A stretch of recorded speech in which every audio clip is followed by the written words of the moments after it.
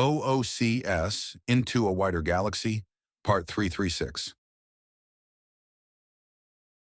Elsewhere, with others. The Dauntless. Sir! The eager voice of Private Stream exclaims, and Admiral Cistern looks up. Do you have the time? I do. Do we have the privacy? The young looking towards the desk with an impish grin. We do, he says simply. I'm being serious here. We got something kinda touchy. Can I do a sweep? Private Stream asks as he carries over a tray with a pot of coffee he uses to refill his mug and sets it down as well as a customized private communicator. You may, I presume I am to activate this when you're finished with the sweep? When I'm finished explaining things after the sweep, Private Stream says before rushing around the room, collecting 4 different little bugs and then dropping them into a tri-tight box. He then checks the room again and finds nothing. Then a third time and finds a final bug, then sweeps again to make sure. Positive that he's got all of it, he puts the bugs outside and then stands at ease in front of his desk after locking the door. His stance shifts ever so, and he can make out all his face. This isn't just a Private Stream. This is the original model. The cute act that one of his best assassins and spies puts on social stealth. The face he wears to get away with blatant murder. All right then, what are we dealing with? Does it have anything to do with the surge in ultraviolet laser-based assassinations and similar weapons being seen in the hands of criminal gangs? Actually, no. We found one of the major distributors and are moving out. It's a bit of a mess still, but we're still grinding at it. This is political but private. It involves the guests that my brother's been entertaining, Herbert explains. The Vishanian, bipedal serpentine species. Similar to tailless Miak, but with considerably longer necks and larger hoods with a powerful stealth field. And prickly nature, yes. They're reaching out, sir, Herbert says. Ah, hence the need for privacy. Nothing like respecting the other side's culture to grease the wheels of diplomacy, Herbert remarks before snapping a salute. One of their admirals, one Admiral Fallows, is on the other side of that communicator, sir. I will stand guard at the entrance and ensure that your conversation is uninterrupted and private. Good man, Admiral Cistern states with a nod as Herbert moves to his guard position and puts his head against the back of the door. Clearly listening for anyone approaching. Cistern activates the communicator. The image of the long-necked, serpent-headed woman is somewhat odd, but he powers through. Admiral Fallows, I presume? I am, she answers. I am Grand Admiral Garfield Cistern of the Undaunted. For the sake of conversational ease, Admiral, Cistern or Admiral Cistern will do. Understood, Admiral Fallows will suffice for myself, she responds. Very good, Admiral Fallows. I understand you wish to speak with me. I have not been informed as to why, and this is the first truly official contact between the Vishanian and the Undaunted. Admiral Cistern states, and Admiral Fallows nods. Very good, I am Admiral Fallows. I have been placed in charge of an initiative to see whether or not we can actually step out into the galaxy, she states. I see. And to what end are the Undaunted part of your plan? A significant portion. You have control of an arcology on the world of Zalwar, do you not? We do. Would you be amenable to allowing us to use part of it, restrict access to some components, and allow us to build within it? For what purpose? I understand that your society seeks to remain in secret, and therefore opening a public embassy on one of the most trafficked worlds in the galaxy would be counter to those patterns, which would why it would be a hidden and private embassy. A first sample to see if opening up a semi-permanent or even permanent presence beyond our own territory is wise. A test, I see, and there is indeed room. However, the question of what you will be doing becomes even more relevant. Zalwar is a training facility and a rapid response hub. There is a large enough population in even a less populated arcology that it's nearly guaranteed that your base will be discovered, and that's if I agree to this. You and your people are not on the best terms. You have attacked an ally of ours and have made no official communications until now, where you are now asking for us to take a large risk onto ourselves. And what do you want? I want proper communication. In full. You want us to trust you? Then you must make a show of trust to begin with. You wish for a direct communication with the Admiralty, she says. I need to speak frankly with your people. Unless, of course, you speak for all of them? Admiral Cistern asks, and Admiral Fallows looks away from the communicator and clearly to someone else in her vicinity. My superiors are listening in on this conversation, Admiral Fallows says. Then you should all understand that allowing an unknown to construct a base within a base of my own is tactically insane. Now, I do understand that you are reaching out and that this is an important step for your species as well as a potential great advantage to the Undaunted. As such, we need to discuss terms and limitations on both sides before any agreement can be reached. We need to know each other, and as much as your forces have been introduced to several of mine, you have been withholding information from us. And what do you need to know? What will your forces be doing with this base? I have no issue with an outreach program on undaunted property, but a terrorist cell is another thing entirely. So what is it that you want to do with this base? Are you asking me to put a bomb near my people? Is this a hospital or sanctuary? A research outpost, perhaps? Research outpost would be the closest to what we're attempting, coupled with a safe house. I am not authorized to release the details as of yet, but suffice to say, my people are cautious and seek to keep ourselves safe through obscurity, something that your organization has compromised. Only because you have made attacks upon our allies. One attack that has been disavowed within our own organizations. That's wonderful, but it still had a negative impact upon multiple individuals and involved multiple steps that risked many, many lives, ranging from the usurpation of authority to facilitate a massacre, to hijacking of government assets, and also leading to the production and attempted use of weapons of mass destruction, to say nothing of a flurry of lesser crimes in the process. I now owe the Empress of Serbo a favor to keep things calm and protect your people. And considering that she is a master politician, well, do I need to elaborate further just how much you and your people already are in debt? We did not ask you to do that. Would you like me to retract it then? Your aggression and paranoia have placed you into a situation where not being your enemy is a difficult and expensive thing to do. So please don't make this any harder. And for your own sake, do not make this so hard that writing you off as a bad investment is the wiser course. Step aside, Admiral Fallows, a new voice says, and she shifts quickly before another Vishanian steps into view. She is more decorated, holds herself higher, and there is a shift in the scales along her neck suggesting a healed wound. She simply regards Admiral Cistern for a time. I am willing to make a deal with you, human. And that is, the claims you have made about this favor. If it can be verified, then I will release our information to you. If you have already personally invested into and supported us, then I will see you rewarded. But if you are lying, then we will vanish until a time of our choosing, and we will not be requesting things, but taking. Grand Admiral Longitude states, Private Stream, gather the records and bring them here. Admiral Cistern says, leaning to the side to address Herbert, who salutes. And you are Madam Grand Admiral Longitude. A pleasure. Got the records, sir. Private Stream says, bouncing up with a data chip. Thank you, Private Stream. Admiral Cistern says before plugging in the data chip. He then begins uploading the data. Grand Admiral Longitude taps the side of her head, and several scales flicker with electronic lights before fading. I see. Very well, Admiral Cistern. It appears that we have more friends than we assumed. Let us speak more frankly.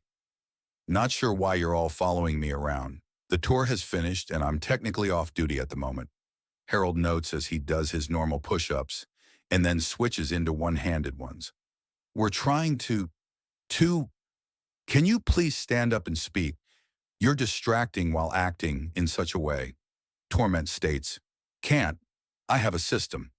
It's just basic push-ups. There are spare bands to the side. See the ones on my upper and lower arms, also thighs and ankles, headband and belt. They're weighted and have a totem to up the weight exponentially. Harold says before suddenly pushing up hard and clapping, then dropping to push up and clap, drop, push, clap.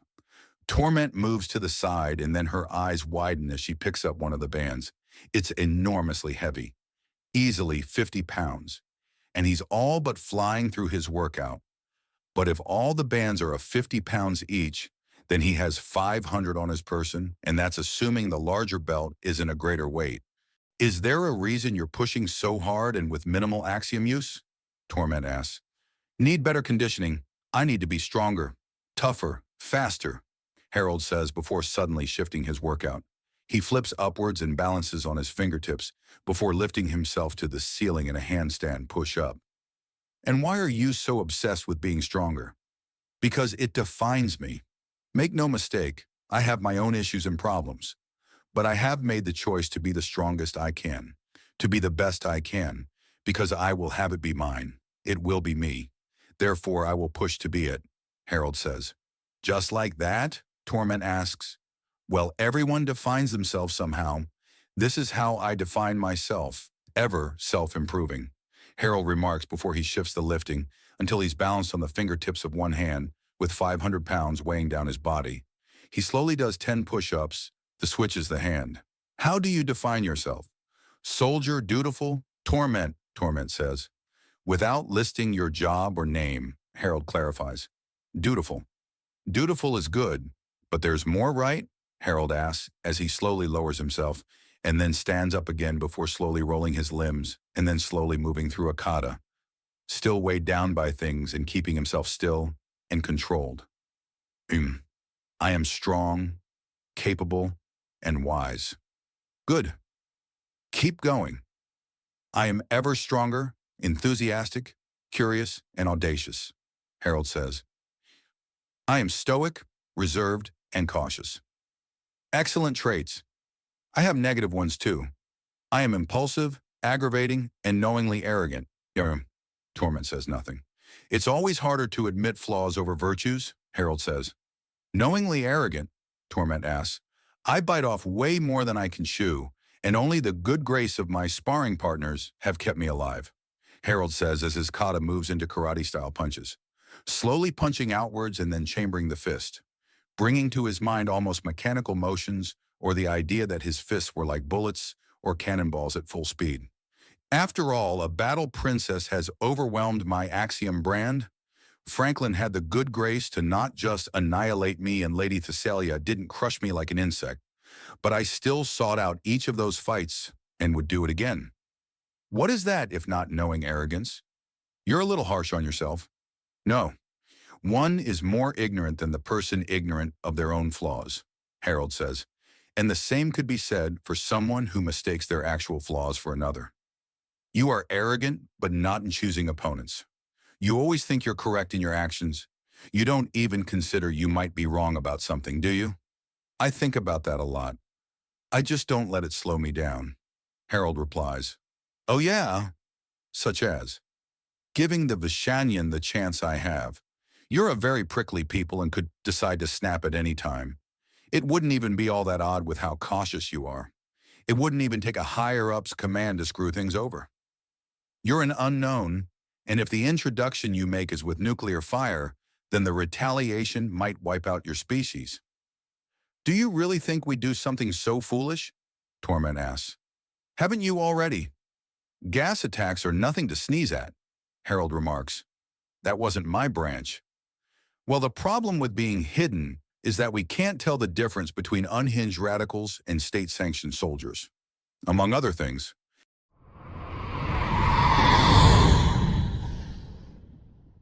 OOCS Into a Wider Galaxy, Part 337. The Dauntless Elsewhere, with others. I'm sorry, Admiral, can you please repeat that? Velocity asked in surprise. We're changing policy entirely. The humans, the Undaunted, have borderline harmed themselves to assist us.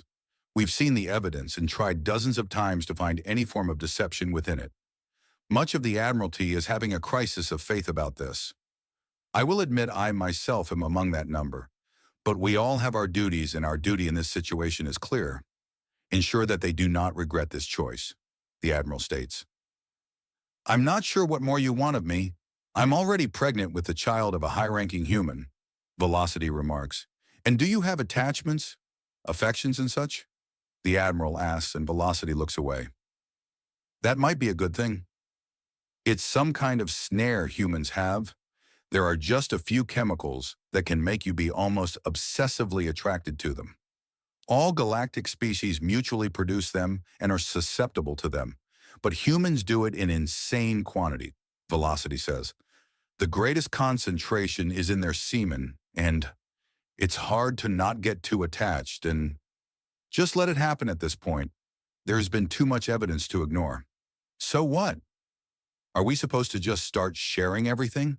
Should we tell him where we get our food from or the layout of our ships? No, but general information could be shared, or perhaps should. The humans are proving, I don't even know how to properly describe it, trustworthy beyond reason, overly benevolent, irrationally generous. Whatever the proper term is, we need to reciprocate. Not doing so is effectively proof positive that as a species, the Vishanian are untrustworthy and dangerous. Whether or not we have the blessings of that Nagasha primal wouldn't really matter if every other species sees us as nothing more than a problem. So what do you suggest? Velocity asks. I am one of the oldest of the Vishanian. I emerged 33 years ago when my growth tube short-circuited. There were indoctrination methods designed to shape me into a perfect soldier that failed and allowed me free thought. But unlike the previous failures in the pods, my own was subtle. Therefore, I was assumed to simply be an early emergence and given physical training, information, and several growth hormones to accelerate my aging cycle. Admiral Longitude explains. The others were not Vishanian, although their DNA was identical. Onion freeborn. Vish is what our species was labeled as. By whom? Admiral Cistern asks. We don't know. The initial Vish were also ignorant to our creators. They were already gone when they emerged, let alone the Vishanian. So to ensure I have not misunderstood, your species was created for military purposes by a power that never revealed itself to you. But the first few generations were successful and fully indoctrinated. Failing technology ensured that the indoctrination eventually failed on later generations, which created the Vishanian, the free Vish. Is this correct? It is. The Vish were trained assassins, not soldiers, not engineers, and inflexible in their thinking. That's what makes the Vishanian superior. The only things we have remaining of them are our stealth suits and more precise teleportation techniques. The rest we reverse engineered from the technology of our creators and learned from the wider galaxy. So what happened? Admiral Cistern asks. I was determined to be a more flexible Vish, and they encouraged me to learn engineering and mechanical expertise to try and keep things maintained. However, this also led to a skill in hacking, and I was able to scour numerous files. The system was not sustainable. The Vish were going to die. They had no means to provide for themselves and were simply waiting with no idea and ruthlessly attacking any force that came close and letting all the ships drift in a nearby graveyard. Is that when you rebelled? Admiral Cistern asked. No, I rebelled after I tried to save the Vish, and they threw me in the brig and prepped a public execution for me. I had been assigned salvage duty and discovered not only intact data cores, but unorthodox yet effective hydroponic setups. This could have easily saved the Vish. I brought it to the attention of the Vish Admiralty, and they treated it like high treason. The only reason I was even placed in the brig, rather than executed on the spot, was because they needed to discuss how to execute me. Barbaric. Not barbaric. Rigid. Rigid beyond the point of inflexible. I assume that your knowledge of engineering and mechanical aptitude served you well? Very well. They may as well have locked me into my own private armory, Admiral Longitude states. Couple that with the fact that Vish emerged from their pods at what you would call late adolescence, and I had myself a small army of more flexible thinkers with me, and I was the biggest and most well-rounded girl there. I can't imagine it was easy. It wasn't. We did things stealthily at first, and it actually worked for a time. The lack of a soldier's discipline and the fact that every one of the Vish was trained to be an assassin and not a soldier meant that they rarely followed upon things anywhere near enough to catch the fact I was building up a fleet from the wrecks, training more Vishanian, and sheltering the newest ones that emerge. But you hit critical mass and a fight became inevitable. Yes, as obvious as such a thing is, when you step away from the situation, many of us really thought it would continue forever. It was our whole lives, hiding to stay alive, working in secret to keep ourselves safe, causing you to develop the patterns and doctrines you follow to this day. Yes, to our detriment at times it would seem. Admiral Longitude finishes, and Admiral Cistern nods as he considers. I see, Admiral Cistern says as he visibly thinks. You have retrieved the dead drop from the primal Sal Sharon, correct? It was everything he promised and more, including a handwritten note. We are moderately certain he was not even in that portion of the galaxy at the time, and was in fact making his way to Lacron 297. There are methods of transporting physical objects obscene distances. If you want, I can send you the specifications to such a technique. However, it requires a large number of Axiom users. I see. Thank you, Admiral Longitude says as she considers. Then after a moment she speaks again. Admiral Cistern, my goals are the betterment and preservation of my people. We were created to be disposed of, and then were disposed before we were even finished. The first thing that ever happened to us was treachery, first by our makers and then by the original Vish. We do not trust easily. I understand. For all intents and practical purposes, the Vishanian are abuse victims. But the thing to consider is that it is quite easy for a victim to become a victimizer. You have made several mistakes, but appear to have learned from them. So the question is, how do we protect and heal the Vishanian people without making you more enemies? Admiral Cistern asks. I'm glad we understand each other, Admiral Longitude states. As am I, although I hope that understanding extends to realizing that learning to trust those who have not gone out of their way to be a benefit as well. One step at a time, Admiral Cistern. Of course, rushing something like this is counterproductive, Admiral Cistern says with a nod. But that next step will need to be soon. The Apuk are good allies of the Undaunted, to say nothing of the favor I now owe their Empress. About that favor, will it be something you can pay off soon? Unlikely, many of my own forces are integrated one way or another into the Apuk Empire already and have a great deal of initiative. But it's also unlikely to be dangerous to the Undaunted. The Emprise plays her games long, with a generational mindset. She has seen her personal power, prestige, and profits soar. Just by being allies to the Undaunted, she will want to preserve it.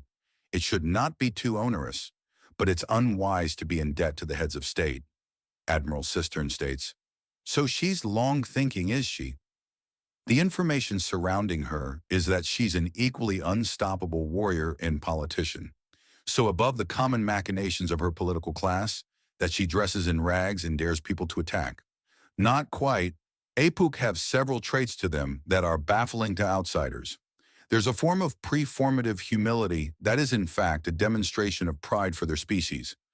By wearing such simple clothing and having no fanfare to announce her, the Empress is displaying how unneeded such things are for her, that she stands so far above all that she requires none of the trappings, illusions, or performances that other supposedly powerful people require.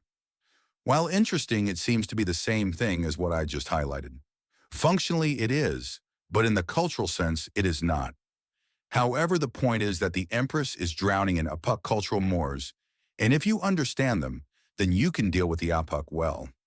Even your initial attack could be seen as a compliment should you allow some time for the initial insult to fade. There are ways around this. I see, thank you. I'm still not sure why you're so eager to help, though. If not us, then who? Admiral Cistern asks, and she blinks. Human saying, basically summarizing that if you have the ability to help someone, then you should because others might not. So I bet you thought that was pretty slick, Terry says as Harold is finishing up his workout. Hello, Terrence. And I do think I got one over on you pretty well. How and why did you do that anyways? You're kind of surrounded by touchy alien women in the midst of a delicate political situation. You've got plenty of family drama, and letting one kind of drama spill into another is always a bad idea, Harold says as he gestures to the nearby Vishanian. Yeah, okay, but it seems kind of petty for my problems and the way I act to influence things. Drama aside, I'm no big shot. Doesn't matter if you're a big shot or not. You're in the situation, and therefore you're part of things, Harold says simply. It's the thing people keep forgetting when they look into history or big movies or whatever. Everyone matters, even the people you ignore. Oh, Huh. You know that's almost inspiring, Terry says. But this isn't about that. Why would you send me on a massive search for some raunchy, random-as-hell movie that's only kind of like your people? What do you mean I told you not to look for it? Knowing that it would make me look for it, guaranteed. And who told you that you'd been had? Grandpa. And do you think it's possible that he's pulled one on you? Harold asks. After all, from what my people understand of him, he's really, really good at messing with people. Yeah, about that, he says, looking back to the Vishanyan. Did you see them too? What? Harold asks, and Torment walks up and is no longer even pretending not to listen into the conversation. What's going on? She asks. Great oneness stuff, I think, Harold says before facing Terry directly. What are you talking about? I don't exactly have an entire branch of entertainment memorized, you know. The guy with the silly costume that looks like he's trying to be a Vishanyan, but has the proportions and colors wrong. A villain? uh, sorry, looks like I need to read a comic or watch a cartoon. I think his name was Copperhead? Couldn't be too big a one. I don't remember. Granted, most of the comic book stuff I need to read up on after it gets introduced to me, Harold admits. He's in the cartoons and there's a girl version in a game? Uh, some kind of poison user? I'm just guessing because a copperhead is a poisonous snake on Earth. You really don't know? No. Oh, now I feel kind of dumb. No. One can know everything. You're fine, Harold assures him. Then there's a pewee that Harold decides to fill. So, what have your family been planning for you? No doubt you already have been hearing of some kind of plans or designs or... I had a stuffed toy, Terry admits. Excuse me? Torment asks, and Terry gives her an odd look before turning back to Harold. Yeah, apparently I had a stuffed canine that I would sleep with as a little kid that I forgot to take with me when I went on the trip that saw me kidnapped. Mom had it in small shrine. Now it's mine again, Terry says, and Harold blinks. Not the oddest thing, but I can see how it would be discombobulating. Is that even a word? Yes.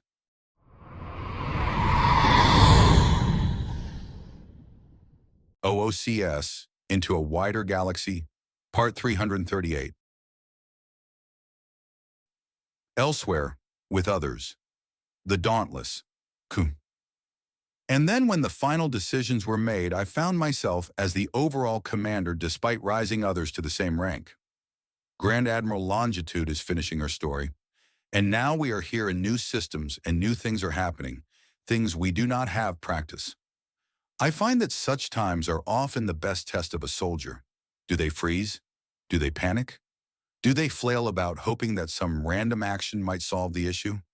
There are many things they might do. I have been fortunate in that the soldiers I have with me were either holding the natural aptitude to work smartly and swiftly to solve a new problem or trained to do so rigorously. How was that training achieved? It is being taught even now on many undawned-aligned worlds, but the one you wish to join us upon, Zalwar, it is there. So let us return to speaking of the base for Vishanyan forces within our arcology. You will see our training firsthand. What of the world that my scouts are soon to come upon with the inevitable? Skathak? It has its own training method, albeit a very experimental one, but it does indeed teach the talent of finding solutions under pressure and in unknown situations, although in a much more gentle and game-like format, Admiral Cistern admits. In what manner precisely? The world shook as the alarm blared. The ash that had settled on the buildings was kicked up into the air to allow the natural currents in the sky to carry it out of the city as the locals hunkered down to protect themselves. It's a simulation, of course. They're not at Skathak yet, but considering that the Vishanyan are a jumpy sort, it's wise to acclimatize them to how chaotic the city can get at times. And these can show up at any moment? Any moment. Sometimes days pass without a single eruption. Sometimes you can't go an hour without 3 of the things howling. And there are times where multiple eruptions can go off. They can be predicted. But the mathematical equations that shows how all of it works looks less like math and more like madness. Thankfully, you don't have to see anything but the end result to know when the next eruption will be. And our simulation is going to have, Velocity asks over the sound of the world howling, before it suddenly goes dead silent as she says have. Everyone looks around in shock as the alarm is cut off and the city starts moving again. Each hour has different timing. We're clear for the rest of the hour. Then there's two smaller ones in the following hours, a 3-hour stretch where nothing happens, and then an enormous eruption that will last the rest of the simulation, Harold explains.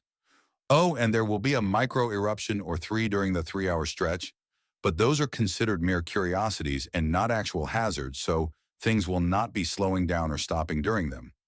That's why the 3-hour stretch is considered open. Understand? So the whole world is just like this? One of the Vishanyan asks. It doesn't seem as hot as I expected, Observer Wu states. He had decided to accompany this little exercise to prepare himself for the world. The whole city is shielded heavily, the whole cave in fact. However, leaving a shielded area without heat-resistant clothing, thermal shielding of some kind, or an undaunted brand or badge will kill you. The breezes outside this place can contain pyroclastic flows, which is more or less instant death without advanced protection. So deadly that even if the heat doesn't get you, then the impact of the clouds smashing into you coupled with the ash that will instantly fill your lungs will get you. I have an undaunted brand and I want armor on just thinking about leaving the city's protective barriers. Madness, and stupidity to build on a world like this.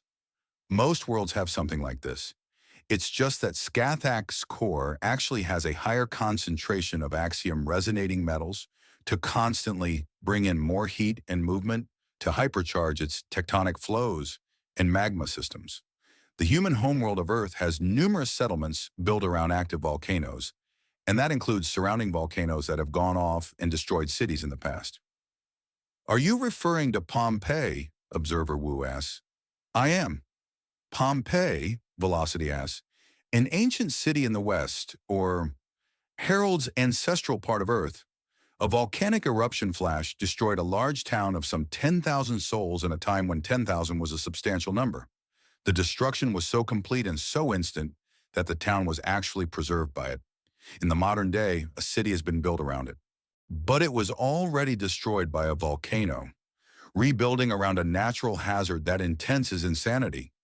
It was destroyed, yes. However, we can predict it now. Not to mention, I'm fairly sure that volcano has died, which doesn't happen on Scathach. Harold says, and Observer Wu looks thoughtful. Is something wrong? I don't know off the top of my head if the Pompeii volcano is dead or not. Something to look up after this. It's going to bother me otherwise. Observer Wu notes. You have a communicator, you can just... I also have patience. I'm not a child with an incessant need to know. Observer Wu remarks. The information will not help one way or another, and therefore it can wait for a time. If it becomes pressing, then I do indeed have my communicator. That's one way to look at it, sir, Harold remarks. Now then, we have just experienced an eruption. These are common and no cause for concern. Just get out of the air and wait it out. So what next then? Rain asks. The games begin anew. Harold notes as multiple lights in the city start broadcasting the symbol of a bat into the sky. Follow the lights to the games and take part. The ones in here are specific levels to let you use them as accreditation to play the harder games when we get to Scathach itself. So consider this like a qualification exam. Qualification? What are the requirements? At the base level, the mere ability to move without medical assistance and basic reading ability is all you need. For insurance purposes, it's part of the examinations. Insurance. Some people get litigious when things don't go their way, and having posted instructions and a safety rating that even a child can understand means a lot of the nonsense can be thrown out with ease, Harold notes. I haven't seen much of that, Observer Wu notes. You've been going to places without much of it. You've been hunting down undaunted to question, and we're soldiers. Everything else can be debated, but we are soldiers. Furthermore, the Apuk do not have a large culture of litigation. They're a warrior people and often settle things between themselves, even to their own detriment at times. After that, you've been on pirate stations or in close proximity to people that are so powerful, so dynamic, and so over the top that any kind of legal nonsense in their presence just crumbles, Harold remarks. But in more civilian-oriented places, like this tourist trap we're heading to, Some precautions are needed. For all that the world is very much what many species would define as a literal hell, it is colonized and safe in the cities. So we need clear boundaries and limits to stop the short-sighted and stupid from hurting themselves and trying to blame us. Does it work? Only in that clearly posted signs have stopped us from being sued, but some have tried, Harold notes. Unfortunately, Observer Wu, due to the galaxy's physiology, we can't simply identify such people on sight with the locked-in expression of stupidity or massive obesity. Pity, Observer Wu says with a slight smirk, as he can see the joking expression on Harold's face clearly. Are we missing something? Humans, if they overeat, put on weight. It's a side effect of evolving without axiom. We don't have a reliable energy source beyond food, so if we have abundance, it turns into fat for later use. But the body is sparing in using that fat, and it's hard to get rid of. It's a smart evolution, but unsightly and can be seen as a sign of laziness and overindulgence in the modern day. Observer Wu remarks. I see, Velocity states. Overeating isn't the only thing that causes it, but it's the most common, Harold remarks. Anyways, we need to move forward if we're going to get anything done. We may have a while before we reach Skethak, but that's no reason to slack. Finally, Torment notes, and Harold chuckles. Thank you for volunteering to be our first. Now, would you like to know what to expect on this test? Sure. Very basic obstacle course. Anyone who's gone through basic training can sleepwalk through it. Following that, you need to perform an extremely surface-level investigation with a manual to show you what is what and who is who. Correctly answering the questions will reward you with the first level. A failure on this test shows that the person in question is in need of medical assistance, a very young child, or is a very cleverly disguised house pet. What's the level after that? Very basic stealth and navigation, coupled with hitting a training dummy. Again, you have to piece together what's going on at almost all levels. The reason for this is that the character of Batman that the games are based on is known as an investigator and crime solver. Therefore, actually playing a game themed on him means you have to do the same, Harold explains. Now, third level involves actually looking through a prepared area with limited vision, finding the clues, putting them together, and successfully winning a very simple sparring match. Level 4, and the final practical level, involves the infiltration of a large, highly guarded area, put together a crime scene, find out which guard is the one you need to take down, and take that one down exclusively. If you take too long, then hunters start coming after you, slowly tracking you down. Getting spotted once is a failure. Is there a higher level? In theory, but it's actually military training at that point. Not to mention at first there was debates on whether a theoretical level 5 would be live fire. But there are ways to play it non-lethally. Ablators and bangers instead of lasers and plasma. Blunted weapons and rubber bullets. All painful, all dangerous, but non-lethal, technically. Has anyone... Some thrill seekers want level 5. They have to sign several documents to be allowed to do so. Actually, to be fair, a lot of them do. This world's tourism revolves around hunting insanely deadly monsters in an environment so hostile that it can be described as actively malicious. Fighting some men in silly costumes with non-lethal weapons sounds perfect to a lot of them. Really. A lot of more aggressive women find a shirtless man with stylized hair charging with a sword to be a thrill more than a threat.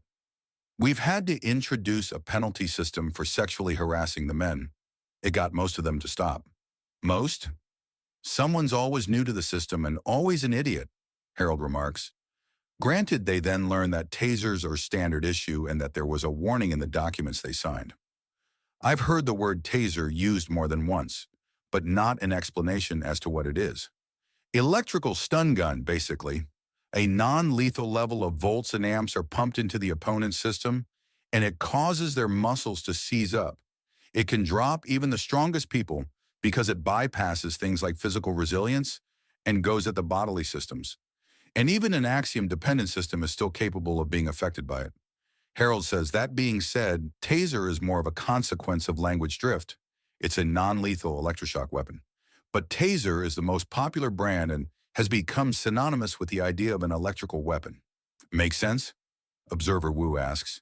That's not quite true either, Harold notes before pulling out a small device with a pair of prongs on the end. He presses a button and there's a small arc of electricity. Tellingly, there is no axiom use at all. There are two varieties and they rely on either pain compliance or muscle contractions to stop a target. Getting hit by one of these will cause a lot of pain and some muscle contraction, but a sufficiently angry enemy can ignore them. But for someone getting too grabby and will not listen to a warning, well, it's generally more than enough to not only make them back off, but make them regret even thinking that they could get away with things. Are so many women really so out of control with their lust? Military discipline is rare in the galaxy, ma'am.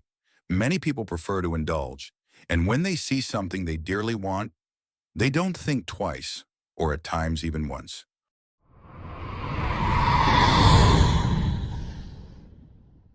OOCS Into a Wider Galaxy, Part 339. Elsewhere, with others.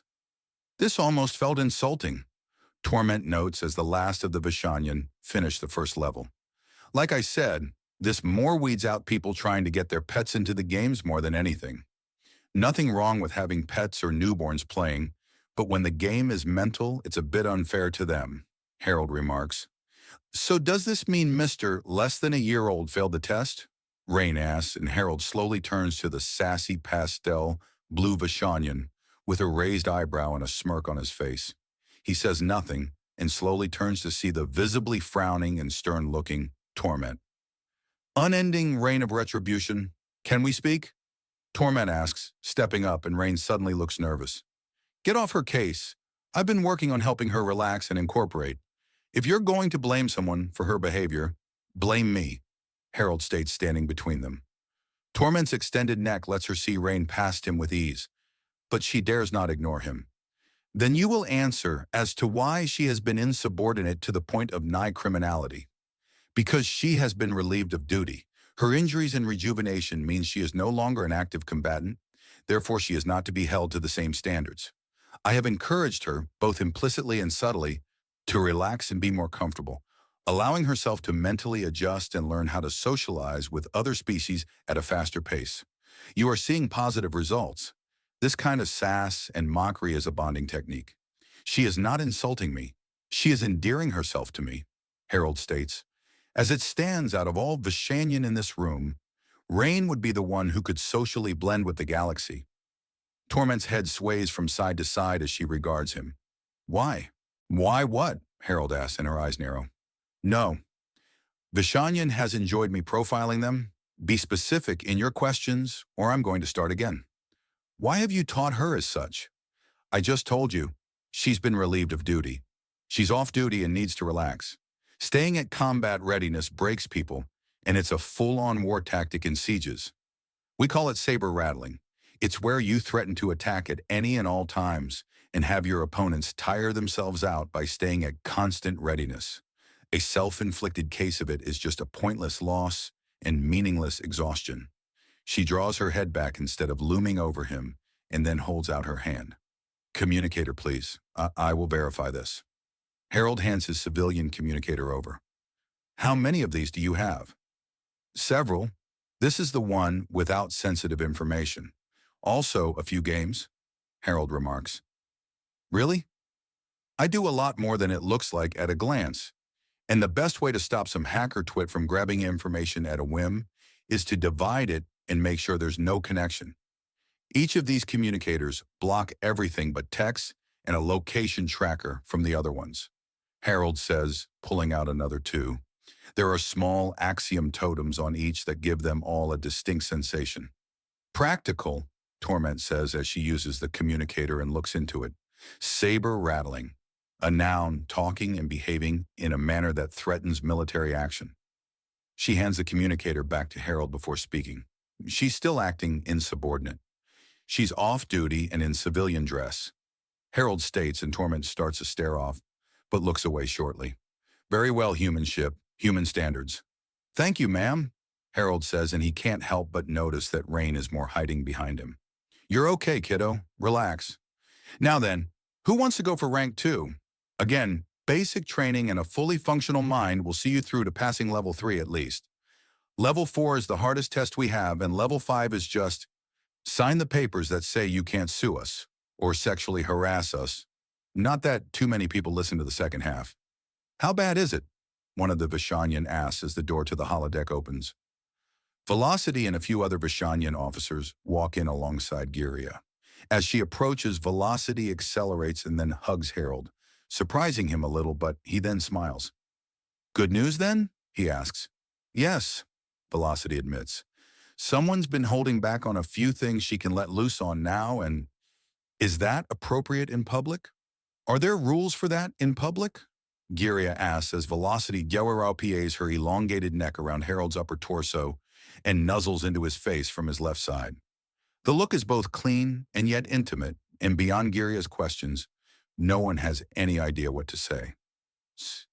So it's that good? Got it. Rain states after searching for something to say and settling on what's quickly becoming her new default of sass. Really? Velocity asks as her head swings around to look at Rain directly. I had to say something, Rain protests. It's okay. Let her enjoy her second youth, Harold says as he picks up Velocity entirely and holds her up bridal style. So the news is clearly good. What are the details? Allies officially. We're moving to public, slowly. But we're with you and Velocity fails to articulate and just hugs Harold closer. Good, very good. Any idea what you plan to do? Is there anything you want out of this little family of ours? I'll think of something, Velocity states even as Torment and several others are on their communicators and quickly receiving orders. Good now. Is this a bad time? Terry asks from outside. What's up? Harold asks. Is this a bad time? A different voice reiterates. Depends what it's for. Harold answers as Velocity motions to be set down, and he does so. Uncle Todd wants to see what you're made of, Terry says, and Harold's eyebrows climb up. Uncle Todd? Is there a Jason in there? No, but there are some echoes, the second voice states. Wait, is he? Velocity asks. The character I played as when I tested against you two for fun? Yes, sort of, Harold says. Come on in. The door to the holodeck opens, and Terry walks in with a bright smile, but is followed by a blood sonar who does an instinctual check of the room. Harold can almost feel the man's gaze count the weapons and memorize where the cover is. Furthermore, Todd notices his noticing, notices everyone but Terry noticing. He smiles. Discipline and training. Good to see, Todd says as he walks up, looking much more comfortable than most blood sonar when in a bipedal gait. So you've played the role of me, as seen through the mirror darkly. Little over-poetic. I'm assuming infinite monkey theory. Eventually everyone is dreamed up by someone, Harold states, and Todd nods. That being said, I was wondering what you would say to seeing how we stack up. I'd love to, Harold remarks before glancing around. Does anyone have a problem with me getting into a fight? Just like that? I'm a battle-hungry lunatic and I know it, Harold remarks. Not to mention, it's always fun to give out a show. I see. Tell me, is it true you humans make heavy use of kinetics? We do. The range benefits in ignoring shields are too good to pass up. What about ammunition restrictions? Axiom pockets and shrinking technology make those issues a non-issue, Harold says as he pulls out no less than 4 pistol magazines from a single pocket in his jacket. I've got more. I can sustain a shootout for hours, easily. And most fights with proper technology rarely last longer than a minute, Todd states. For most opponents, Harold says. So, you want to fight? Here and now? If it's available, he says looking around the area. Is this an accurate layout of the capital city of Skathak? As far as I'm aware, Harold says, and Todd scans the area again before nodding. If there is any limit, is that it will not simulate the lava trench beyond, or a lava serpent. They're beyond this deck's ability to mimic. Too hot and too dangerous. Even with the safeties removed, they're so dangerous it would damage and destroy the equipment to try. Good to know. So, Is there some kind of permission? We're here to show the Vishanyan ladies here what we're heading to, and have just received some good news. I am unfamiliar with this species, Todd remarks, and I have penetrated deep into some fairly reclusive civilizations to search for targets. We are a private species, and fairly new as well, Torment remarks. I see. In all of military bearing. Even the teenager. Interesting, Todd remarks. No, not a teenager, a rejuvenated adult. You can tell? Every member of the family specializes in certain types of crimes they fight. They'll do them all, but Uncle Todd outright looks for cases of child abuse. Looks deep. So if he says that someone is or isn't abused, then I believe him. And I'd say strict. Not abusive. Not intentionally at any rate. We do not abuse our young. Not on purpose, but growing up in fear doesn't really help unless you're really in danger.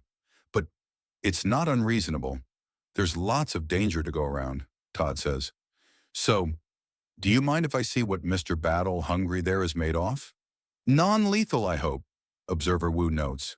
Of course, I'm not a murderer, Todd states. Well, Harold asks, his question clearly aimed at both Velocity and Guria. Try not to have too much fun, Guria remarks, and Velocity nuzzles up to Harold before stepping away. Put on a show, Shorty, Rain tells him as she stretches her neck up as much as she can so she can look down at him. Hey, Harold protests, but the groups start to quickly find their way out and leave only Todd and Harold in the holodeck. So, want me to put on the costume? Not necessary. Do you all have some kind of countdown tradition? I do not, Harold remarks, and Todd shifts to punch. Harold slides out of reach, and Todd extends his wing to batter at Harold, while his gripping foot lashes out and grabs Harold by the ankle. Harold catches the wing, reverses his momentum, and Todd has to lean back into the side to deflect the brutal headbutt he would have gotten in return. He then catches Harold's foot, lashing out with his other foot, and tries to bring another fist in, but it's deflected as Harold slams it to the side, then moves to slam Todd in the chest. Todd pumps his deflected wing and contorts to shake Harold's grip, and while it doesn't work, Harold clearly and unambiguously lets Todd go. A single powerful stroke of his wings launches the blood sonar upwards and has him land comfortably on the head of a lower gargoyle as both men regard each other. I think it's too soon for dedicated weapons, Harold says, withdrawing a pistol with a winch system. As if that would slow either of us down, Todd notes, and Harold lets out a little huff of amusement before launching the grappling hook. Todd dodges the grapple-assisted knee that was aimed right for his nose, and Harold disengages the hook, lands on the wall feet first, and jumps off with intent on introducing Todd to his boots, skull first. But Sanyar are fast people regardless of subtype, and they can dance in the air, which carries Todd away from the kick and then lets him flap above the launched grapple, before dodging the then quickly approaching Harold. You know the fun thing about a hard currency made of an axiom-resistant material? Harold asks as he takes out a trinity of tri-type coins. Throwing weapons? Todd asks. Throwing tools. Get over here, Harold corrects before throwing the coins so fast they vanish to the naked eye. And despite his dodge being good, tri-type coins are far from hard to come by, and more are coming. Ack! Todd calls out as one strikes him clean in the forehead. Come on, it's raining coin until close quarters. Harold taunts, and Todd puts on a burst of speed so intense he has to launch himself backwards and handspring away to avoid getting a balled-up sonar foot to the face, or a fist, or a wing, or the top of a head. His feet plant on the side of a gargoyle, and he launches himself back at Todd, who weaves away more like a shadow than a sonar, and Harold is up after rolling with the impact to turn and face him with his fists up. There is a smile on both of their faces. Weapons or axiom first? Harold asks. Dealer's choice. I think the coins blur the line, so it's only fair, Harold says, and Todd nods before pulling out a pair of pistols and opening fire. Harold is surprised even as he dodges. He hadn't expected chemically propelled bullets. Todd has been learning from humanity.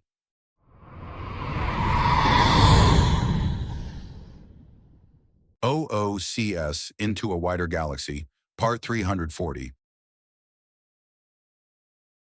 Elsewhere, with others.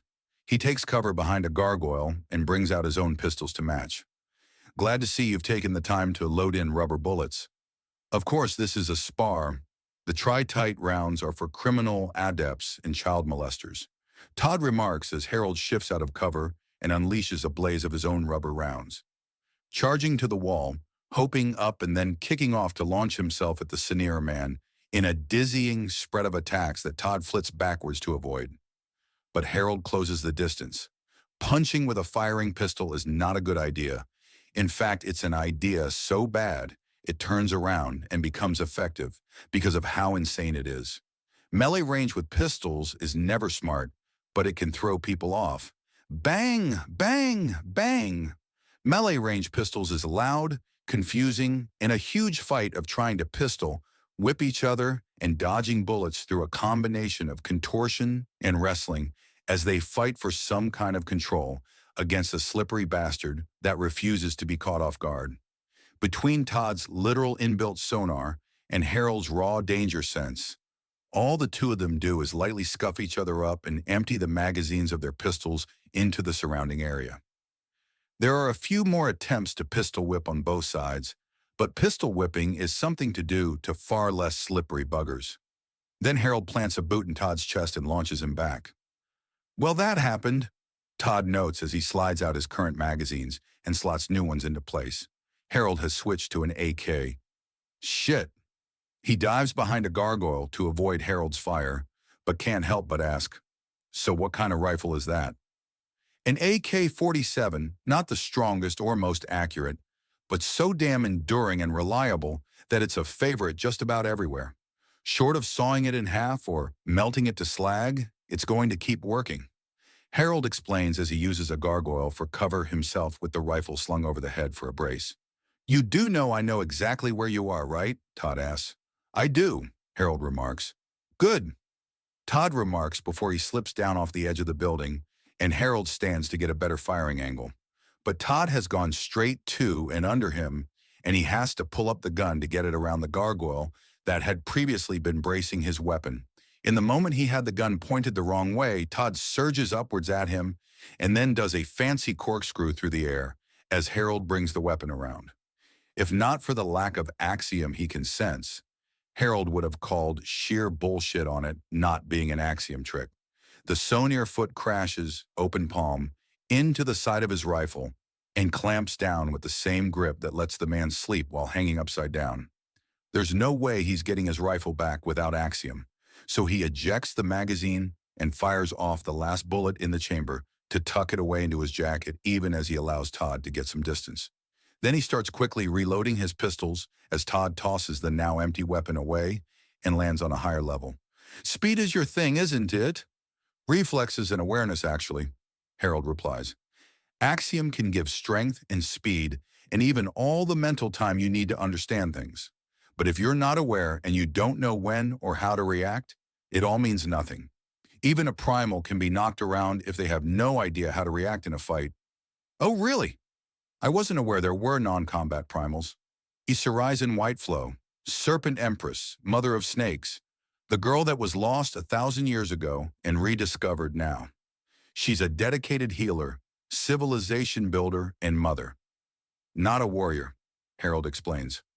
Oh, but she's still a primal. No. One fought her and she never fought because no one could fight her or even hurt her in any way beyond emotionally.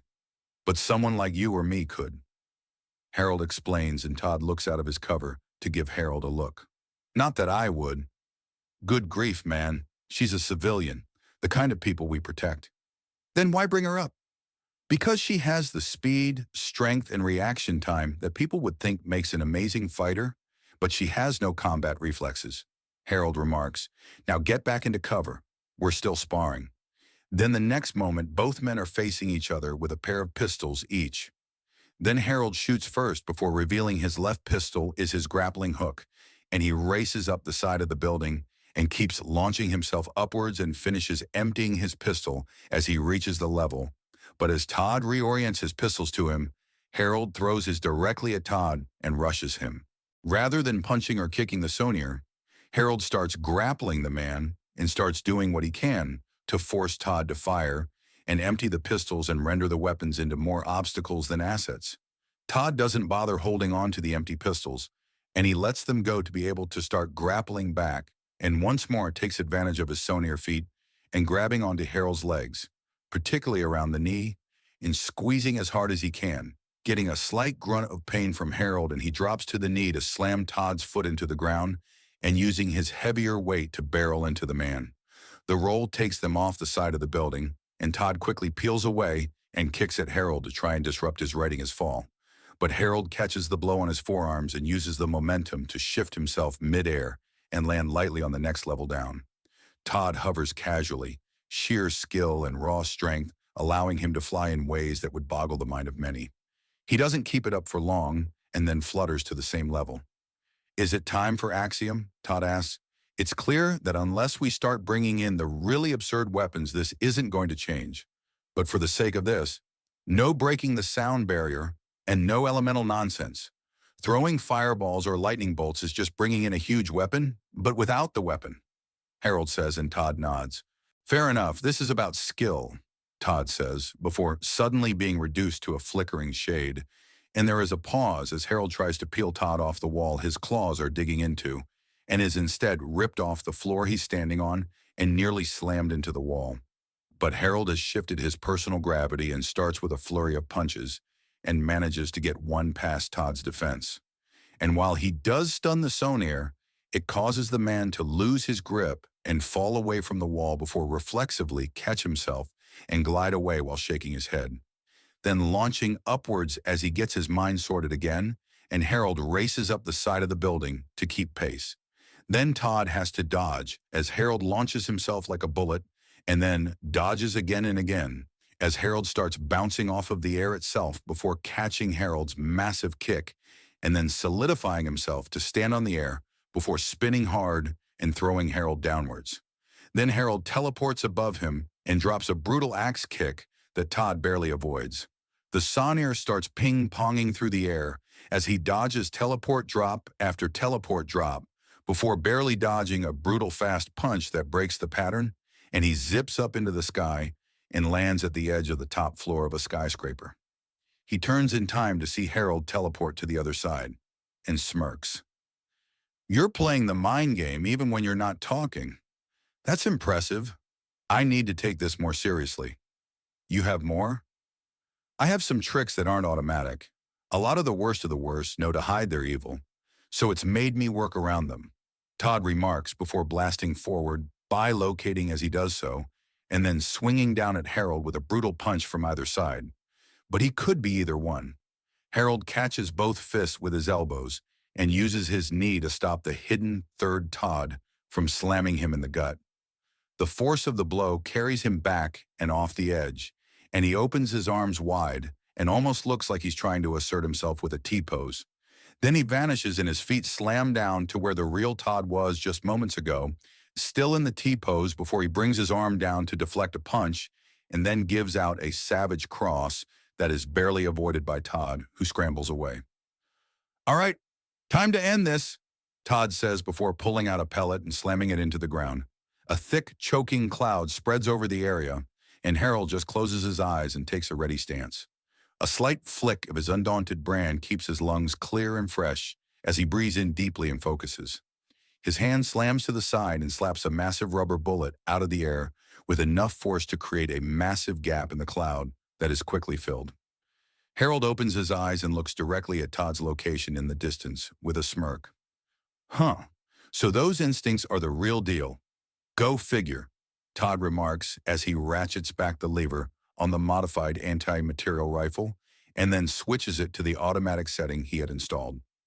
The resulting deflection spree from Harold destroys the remains of the cloud as Todd empties his mag, and then he dodges as the last rubber bullet is caught instead of deflected and thrown back hard enough and accurately enough that Todd has to roll away to avoid getting hit. "You know, I'm starting to think you actually did fight a primal," Todd calls over. "She gave me the instincts I used today, or rather scared them out of me. And what was that like? Imagine fighting until you stop thinking, stop considering, and everything is just movement, action, and reaction. It's an out-of-body experience where the conscious and unconscious mind come together into a unified whole. What is, what was, and what will be all become one. Harold answers, "Do you use melee weapons?" "I've got a couple. My normal sword is too much for this, but I've got one of these," Harold remarks as he brings out a large military knife. Todd draws a massive knife of his own and Harold nods. Then he rushes to the edge of the building and jumps to cover the distance. Todd then moves fast and hard to reload the anti-material rifle and fire. The bullet is sliced rather than deflected, and Harold slams down and drives his knife through the weapon before shoulder tackling into Todd, who slams into the back wall, but keeps his grip on the knife and then launches back in return with swipe of the knife, which Harold dodges. "Cute," Harold notes. "I thought so," Todd says. "You wouldn't believe how many pieces of absolute shit will suddenly fall for a fair fight routine.